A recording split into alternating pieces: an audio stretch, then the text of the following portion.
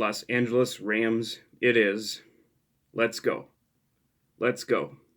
Let's get down to business to defeat the Rams. Alright, that was bad. Cut. What's going on, guys? This is Pac-Man Jake, back with another video. What a really fun set of wildcard games.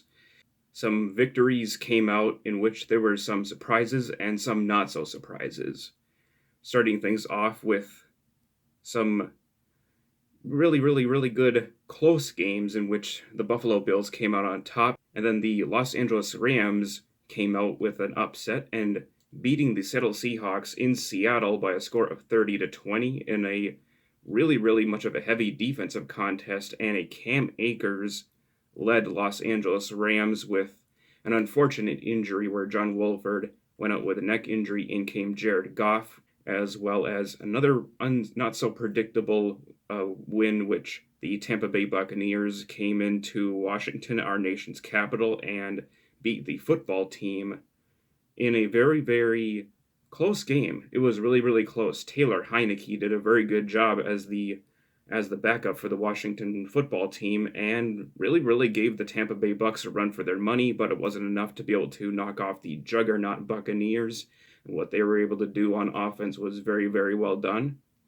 And it was a good victory for the Buccaneers as they advanced to take on their arch nemesis, the New Orleans Saints, who won their playoff game against the Chicago Bears. The game was a little bit closer than a lot of people probably thought it was going to be, including myself. It was a very good, well-rounded game with a lot of defense and quite a bit of offense to shake things up. And then in the AFC side of the games, you also had the Tennessee Titans get beat at home by the Baltimore Ravens, who were favored in that game. And then the final game, which was a very big surprise, in which the Cleveland Browns, the heavily underdogged Cleveland Browns, without Kevin Stefanski, went into their House of Horrors, Heinz Field, squirted ketchup all over the Pittsburgh Steelers in their matchup, in which it started with a really terrible Denver Broncos Super Bowl 48-esque high snap, and it was recovered by the Cleveland Browns in the end zone for a touchdown. That started it all for the Browns, as they were able to pick off Ben Roethlisberger a total of 4 times, could have been 5, and that's what made the really big difference in the game between them and the Pittsburgh Steelers. And able to come out with a 48-37 victory. The score made it look closer than it really was. They have won their first playoff game since 1994, so congratulations to the Browns and their fans. Very well done. And now for the first piece of news, and that is that the Philadelphia Eagles have fired their head coach, Doug Pederson. This kind of came a little bit of a surprise to me. It sounded like the Eagles really wanted to keep Pederson, and there were a lot of reports about them wanting to retain him, but they changed their mind, and something happened where Doug had some issues with some of the people in the upper tier in the front office ownership. So the Eagles have decided to part ways with Pederson after 3 years with a Super Bowl championship back in 2017 when they defeated the Patriots in Super Bowl 52. Now, this begs the question for us who are Packer fans. Should the Packers look to hire Doug Pederson if there was an opportunity available? Like, if, for example, if offensive coordinator was available, like if by some reason that Nathaniel Hackett gets hired by a football team to go and be their next head coach. The Atlanta Falcons were one team that was very interested in the services of Nathaniel Hackett to be their head coach. He was interviewed. So if the opportunity was available, should the Packers think about bringing back Doug Pederson? Doug Pederson has been a long-time backup for the Packers, and I think he really would be able to bring something to the table for the offensive staff, work under Matt LaFleur. And now to the main course of this video, Packers and Rams for the NFC divisional round, kicking off on Saturday at 3:30 Central Time, Green Bay time. This game is going to be a very fun one. I really like this matchup a lot. It's going to be the number one scoring offenses versus the number one scoring defense. Yes, the Los Angeles Rams, they are a very, very good football team. So what the Packers can do for this game against the Los Angeles Rams is just simply remain as healthy as possible, keep that offensive line intact, because that is going to be a battle. The offensive line versus their defensive line. They have a defensive line consisting of the best defensive player in the league, Aaron Donald. We all know what he is capable of. We know how great he is. There might possibly be the return of Michael Brockers, a very underrated defensive end. Look out for that name. And then you have Sebastian Joseph Day, their nose tackle. He is pretty good. They have Ashawn Robinson as a backup defensive end. Look out for Darius Williams, the other corner. He is pretty good. And then you have Troy Hill opposite Jalen Ramsey.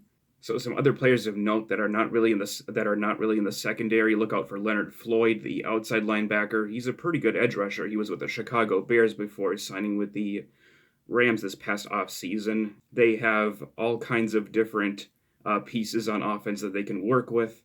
Obviously, Cam Akers being one of their is their running back of choice, with Darrell Henderson being on injured reserve. Look out for Malcolm Brown. He's actually a pretty decent backup running back, and then you add on to it, then you have your receiving core, which is very good. You have Cooper Kupp, who is dealing with a little bit of an injury, but Cooper is a very good player. He reminds me a lot of Jordy Nelson in so many ways. He can line up in the slot, he can line up outside, and can do the damage there. And then you have the rookie Van Jefferson, who is pretty good, Robert Woods, the tight ends, the group of Gerald Everett, Tyler Higbee, Johnny Munt, Bryson Hopkins. Those guys are a pretty good group of tight ends as well. And then you have whichever quarterback is going to be playing against us, Jared Goff or John Wolford. I hope John Wolford is okay after suffering that scary neck injury. Protect Aaron Rodgers, simple as that. And then for the offensive side, it's going to be a tough matchup between Devontae and Jalen Ramsey, but Marquez Valdez-Scantling, look for him as well. There are options for this Packer team. Bobby Tunyon, of course, I think he can be able to have a nice game against this nice Rams defense. I don't know how well they are against tight ends. I would have to say that they're probably pretty solid. They are very, very good against the pass as well as the run.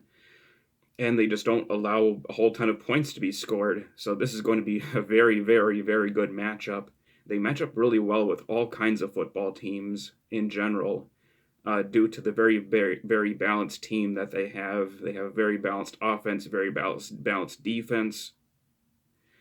And Sean McVay, let me say this. Sean McVay knows Matt LaFleur very well. He knows how the Packers are going to attack this thing, because they run almost the exact same type of offense, with Sean probably being the more knowledgeable of the two when it comes to these offenses. And that's something that's a little bit scary. It's the fact that the Packers, last time they faced another head coach that is very similar to one other, was Kyle Shanahan of the 49ers.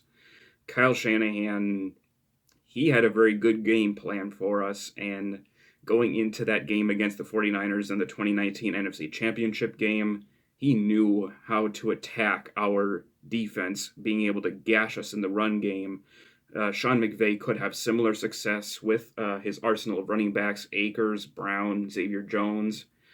They can attack the Packers, probably and hit it where it hurts, which is running the football. I'm definitely taking these Los Angeles Rams very seriously, and we could be put on upset alert. I'm not going to lie, we could be put on upset alert. I just hope that we can be able to do enough to be able to bring our A game. Yeah, this should be a very, very good game here. I'm very much looking forward to next Saturday. So with that, I'll catch you guys later. Go Pack, go.